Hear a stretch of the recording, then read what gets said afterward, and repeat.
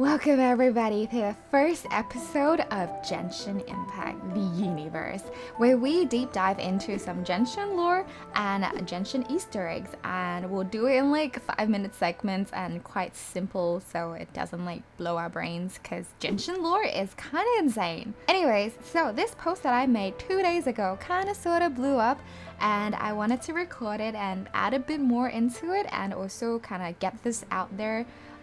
Where after doing Raiden Shogun's quest, one thing I've noticed is that time is not linear in Genshin.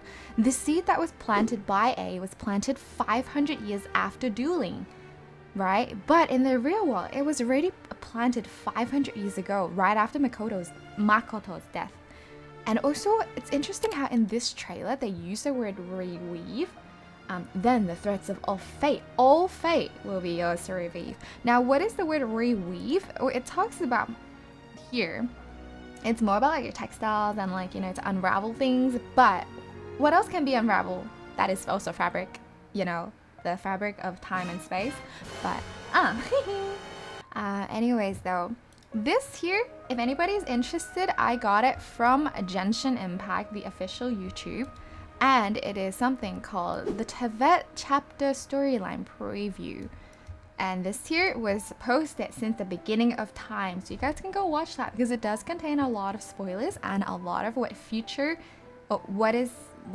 holds for Genshin Impact. Now, let's keep going on this one here. As it indicates that the time in Tevet is somehow repeating and potentially they are stuck in a loop. This whole dreams and ambition plays a huge part or huge importance, as Dainsleif actually says that most are content to live but not to dream. Remember how A had mentioned that Makoto understood about dreams and ambitions, but she values dreams over ambitions a bit more.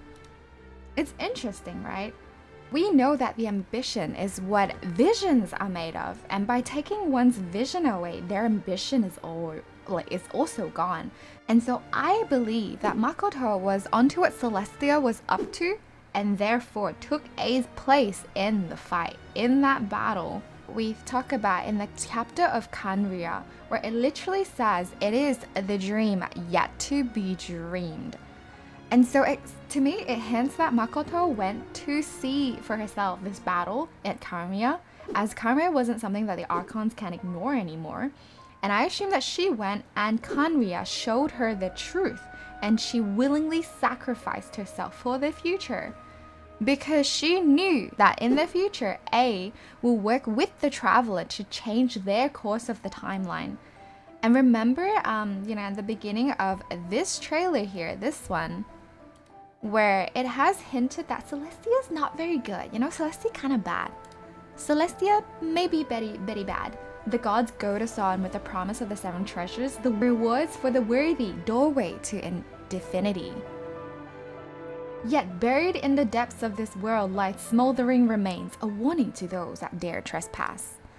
That throne in the sky is not reserved for you.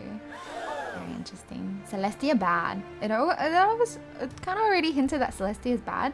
I mean, one can say it is because it's Dainsleif that's, narrating, and Dainsleif, we know he was a denizen of Khaenri'ah, and he is now being punished by Celestia because he betrayed them, and he is cursed with immortality that potentially he's a little bit biased, just a little bit. Maybe Celestia is good, and then he's just really bitter that he's being punished. But I'm just gonna stick to my guns and say Celestia bad. Celestia very bad. So, remember lastly, Khaenri'ah went to Enkanomiya. There were delegates in Enkanomiya in the past, and it was noted that Enkanomiya housed the god of time, So potentially this whole erosion thingy is actually time moving forward and not being stuck in a loop. The sibling had already experienced the journey and it's just waiting for us now. Now this whole theory for me is that right now, time in Genshin Impact is not linear. Astaroth is supposedly like the god of time, and he can take moments and either pause them or take those moments out and put them elsewhere. It's not something I want to deep dive right now because I want to keep this like maybe a 5-minute video.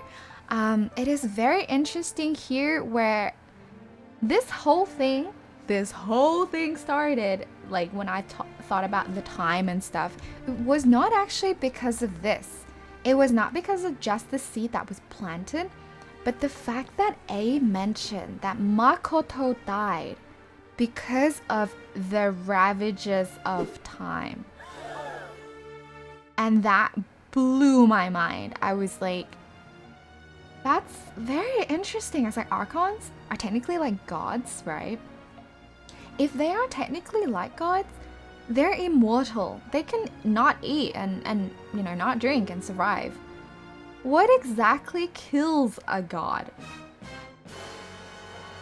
That was the thing that I was like, it's strange how A mentioned Makoto died due to the ravages of time. Not because I went to Kanria and my sister was severely injured because somebody stabbed her through the heart, or somebody stabby her in the back. Or that she was like, you know, her strength was all depleted and she was just like, I can't do this anymore. No. Makoto died through the ravages of time.